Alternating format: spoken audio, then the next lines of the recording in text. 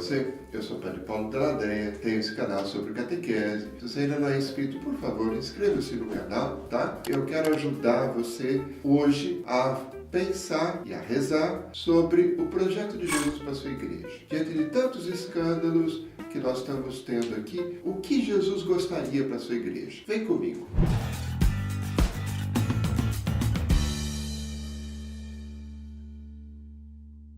Nós estamos falando sobre o credo, estamos explicando o credo e eu estou na parte que fala sobre a igreja. Aproveitando toda essa confusão que nós temos sobre a igreja, toda essa discussão que temos hoje em dia sobre esquerdistas, direitistas, isso, aquilo, tradicionalistas, conciliares, gente que pensa de um jeito, gente que pensa do outro, eu gostaria que a gente pudesse pensar alguma coisa que fosse em sintonia com o projeto de Jesus Cristo. Jesus fundou a sua igreja e o que ele queria para a sua igreja? Para a nossa igreja, para a igreja católica, para todos nós.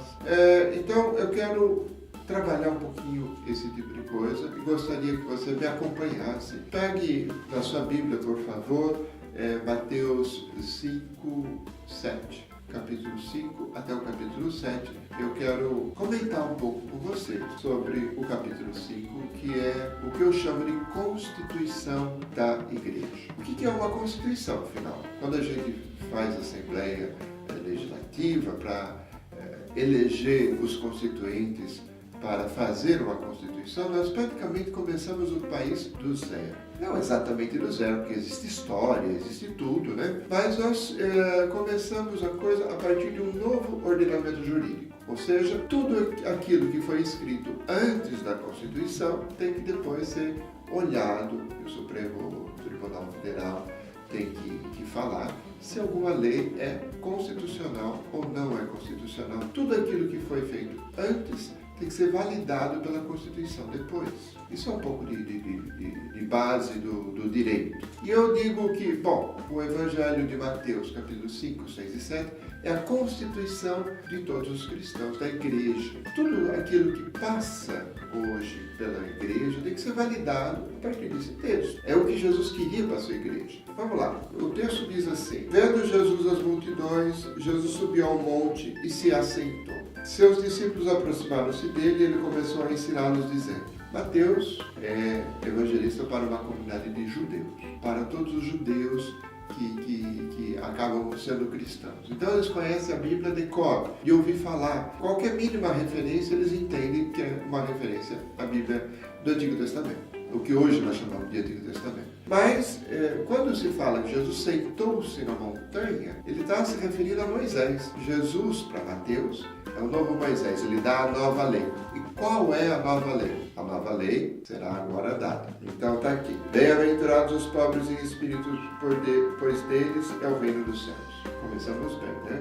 Estamos refazendo a teologia do Antigo Testamento, que afirmava que toda bênção de Deus, se manifestava em riqueza material, em saúde, em abundância de bens, abundância de poder e tudo. Jesus está refazendo essa lei. E agora não é mais os ricos que vão entrar no reino dos céus, mas são os pobres que vão entrar no reino dos céus. E Jesus depois ele explica. Então aqui temos 2 pontos. Bem-aventurados os pobres em espírito, porque deles é o reino dos céus. 2 pontos. Quem são os pobres? Jesus explica aqui: bem-aventurados os que choram, bem-aventurados, depois serão consolados. Consolados por quem? Por Deus. Bem-aventurados os humildes, pois eles receberão a terra por herança. A palavra humilde vem do latim humus. Como Deus fez o primeiro homem da terra, e aí ele é chamado de Adamá, feito da terra em hebraico, né? Jesus diz: bem-aventurados os humildes,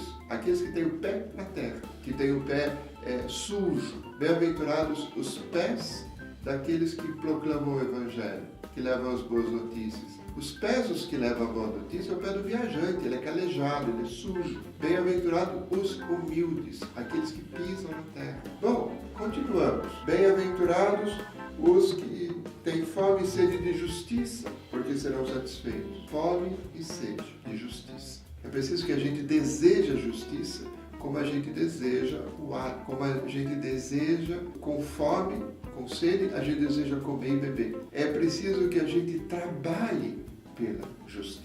Porque é fácil a gente pregar um evangelho que fala só da alma. É fácil a gente dizer de um evangelho que só fala do espírito. Mas não é disso que Jesus está falando. Jesus está falando em pobres de espírito e ele está falando de pobres.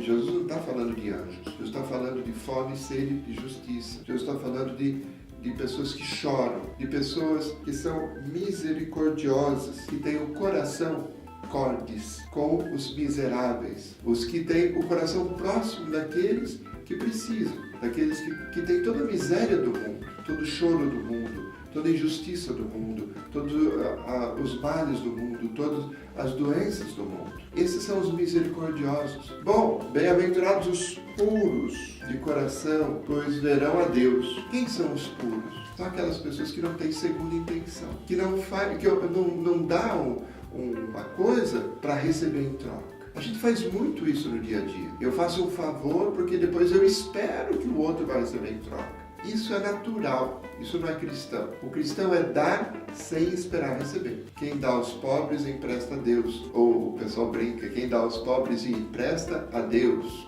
Mas isso é natural, querer receber de volta. Jesus dá uma outra lei. Jesus diz, olha, faça sem querer receber. Isso não é natural, isso é cristão. Bem-aventurados os que apostam na paz, pois serão chamados filhos de Deus. Bem-aventurados os pacificadores, aqueles que não apostam na violência, na guerra. Guerra dá muito dinheiro, gente. Vender arma dá muito dinheiro. Agora, tem muito católico que aposta na guerra, na vingança, na arma. Essa pessoa não é católica, essa pessoa está longe do Evangelho de Jesus. Ou, vamos dizer assim, é católico, mas não é cristão. Eu não gosto de fazer essa distinção, porque acho que todo católico tem que ser cristão. Nós seguimos Jesus. Seguimos Jesus do nosso jeito católico de ser, não do jeito protestante de ser. O jeito protestante é o jeito deles, o jeito católico é o nosso jeito. Mas, meu irmão, minha irmã, é preciso apostar na paz, não apostar na violência. Bem-aventurados os perseguidos, não os perseguidores. Bem-aventurados os perseguidos por causa da justiça, pois deles é o reino dos céus. Então aqui estão eliminados todos os algozes, todos os tiranos, todos os ditadores, sejam de esquerda ou sejam de direita. Bem-aventurados, Jesus diz, os que são perseguidos, não os perseguidores, não os torturadores, não os violentos. Bem-aventurados que apostam na não violência. Tudo o resto do capítulo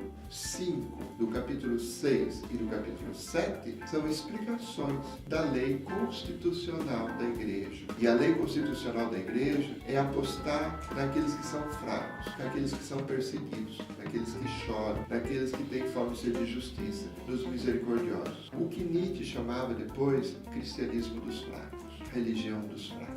Pois Jesus aposta nessa religião. Jesus não aposta na religião dos fortes. Jesus aposta num contexto que valoriza outras coisas. Bom, Jesus fala em aperfeiçoar. Não pensem que eu vim abolir a lei, não vim abolir, mas cumprir. Aqui ele está falando de Ezequiel 11, versículos 18 a 20, quando ele fala que nos tempos do Messias haverá uma nova lei que será gravada no coração. Gravado no nosso coração tem que ser a não violência. Tem que ser o amor. Jesus fala de homicídio, por exemplo, logo depois. Ele está falando justamente da não violência. Ele fala de adultério e divórcio. Ele está valorizando a mulher. É preciso que a gente construa um feminismo na igreja. Tem muitas teólogas extraordinárias dentro da igreja. É bom que você leia, se você puder, Ivone Gebara, outras, Maria Clara Binger. Existem várias teólogas brasileiras, inclusive, que produzem uma teologia muito interessante a partir da mulher. Jesus fala de juramento. Vocês também ouviram o que foi dito aos seus antepassados, não jure falsamente. Jesus está falando de não manipular o nome de Deus. Quantas vezes a gente não usa o nome de Deus para dizer que a gente está certo? Até para vingança contra os nossos inimigos. Quantas vezes a gente não faz isso? É importante que a gente não vingue, né? não tenha vingança. Entre os cristãos não pode ter vingança entre os católicos. Jesus está dizendo de amar não só os amigos, porque amar os amigos todo mundo faz. Isso é natural, isso é espontâneo, isso é humano. Agora, amar os inimigos, aí vai uma necessidade, uma sese muito grande. Aí está o cristianismo. É outra coisa. Para amar os inimigos é preciso ser cristão, é preciso ser seguidor de Jesus. Qual o projeto, então, da igreja? Qual o projeto que Jesus tinha para a sua igreja e tem ainda hoje para a sua igreja? Me parece que eu posso resumir numa frase bem interessante, que diz assim: como eu gostaria de uma igreja pobre para os pobres. E a gente pode dizer essa frase do São Francisco de Assis e pode dizer essa frase do Papa Francisco de Roma. Essa frase traduz o pensamento de São Francisco, numa época em que a igreja só bajulava rico, que a igreja só queria saber de rico, de grandes, de nobres, de reis, e que colocou toda a indumentária, toda a vestimenta litúrgica, transformou na vestimenta da corte real. Nós temos isso na Idade Média. É mitra, que era a coroa, é báculo, que era o cetro dos reis, é anel de autoridade que os reis usavam, os bispos também, para dizer que eu sou nobre, né? Era vestes em ouro, quando Jesus nunca usou ouro. Jesus não tinha onde reclinar a cabeça. O projeto de Jesus é uma igreja pobre, mas não só uma igreja pobre de bens materiais, mas uma igreja para os pobres. E aqui, então, você vai ter muita gente que vai dizer: o Papa Francisco hoje está acabando com a igreja. Você entendeu direito, sim. Mas não é que está acabando com a igreja, está acabando com uma igreja, um tipo de igreja. Uma igreja que se atrela aos ricos, uma igreja que se atrela ao ouro, à riqueza. E aí a gente vê, por exemplo, escândalos. E aí a gente vê a riqueza, ela é muito dada a causar escândalo na igreja. Você vai ver muitos escândalos na história da igreja a partir do vínculo de bispos e ricos. E vai ver poucos escândalos na igreja quando os bispos estão ao lado dos pobres.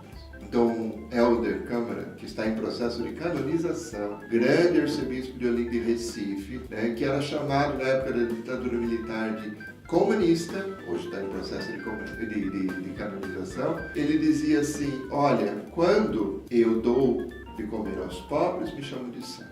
Quando eu pergunto por que eles são pobres, me chamam de comunista. Na verdade, dar de comer aos pobres e perguntar por que eles são pobres vinham a partir da sua própria fé. Então a gente precisa organizar um pouco mais a igreja, pensar um pouco mais a igreja, uma igreja pobre, mas não só de meios, mas uma igreja para os pobres, que esteja a favor dos pobres, que defenda os pobres, que vá até onde os pobres moram e onde consiga evangelizar, partilhar e aprender. Não só ensinar, mas aprender dos pobres também. Meu irmão, minha irmã, eu espero que isso ajude a sua catequese a repensar algumas coisas, a repensar sua postura espiritual. E eu preciso repensar minha postura espiritual também, porque se a gente ficar só pensando em ser famoso, em ser rico, em ter a bênção de Deus, como o judeu pensava no Antigo Testamento, ou como alguns pastores pregam hoje em dia, nós estamos fora do Evangelho de Jesus. Eu queria convidar você, leia e medite Mateus capítulo 5, 6 e 7. E se você puder, Mateus capítulo 25, onde fala quando o Filho do Homem vier, o que ele vai fazer, quem ele vai chamar para perto de si. Se você gostou, por favor, dê o seu like ou faça o seu comentário, tá? Faça o seu comentário. Inscreva-se no canal se você quiser receber os vídeos. Toda semana eu faço um vídeo novo e publico um comentário ao vivo. O comentário às segundas-feiras e o vídeo às quintas-feiras. Um abraço, Deus te abençoe.